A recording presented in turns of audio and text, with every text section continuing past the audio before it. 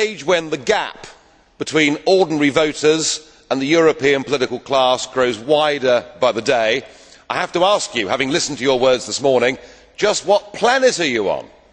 This pretence that everything is going incredibly well. The EU is mired in deep structural crisis. Greece and Portugal and Ireland cannot survive inside the euro. The Danes have torn up the Schengen Agreement, and good for them, because the total free movement of peoples is a completely irresponsible thing to have done. And public opinion is saying, whilst they want a European cooperation, yes, of course I agree with that, what they do not want is this Europe run by unelected bureaucrats like Mr Barroso. You say the EU is fantastic in a recent comment. You are supporting the destruction of national democracy.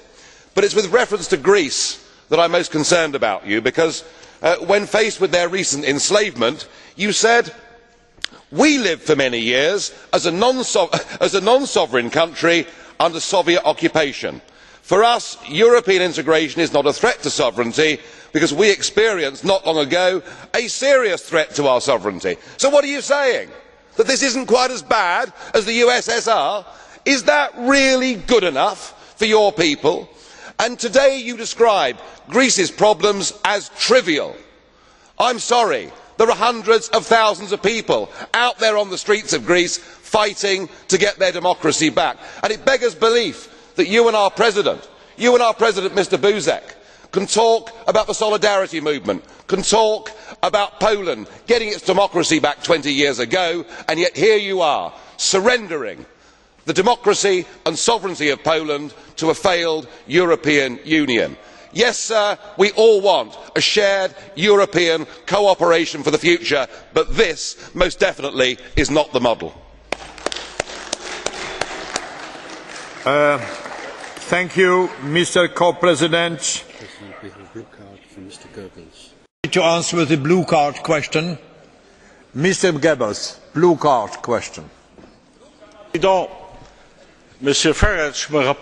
Thank you, President. Mr Farage is a little bit like a cockerel. You know, he's sitting on a heap of unmentionables and going cockle-doodle-doo. But apart from the criticism, what about suggestions do you have for the future of this continent then, Mr Farage?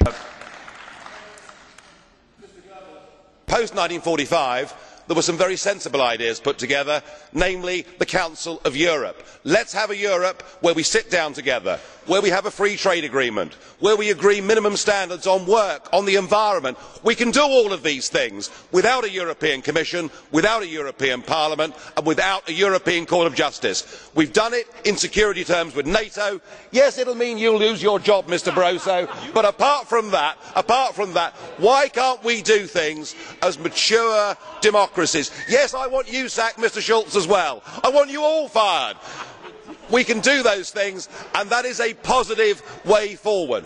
By taking away from people their ability to govern themselves and transferring that power to the European Commission, we are headed for a Europe of rebellion and violence. Let us take the democratic route. Thank you, colleagues.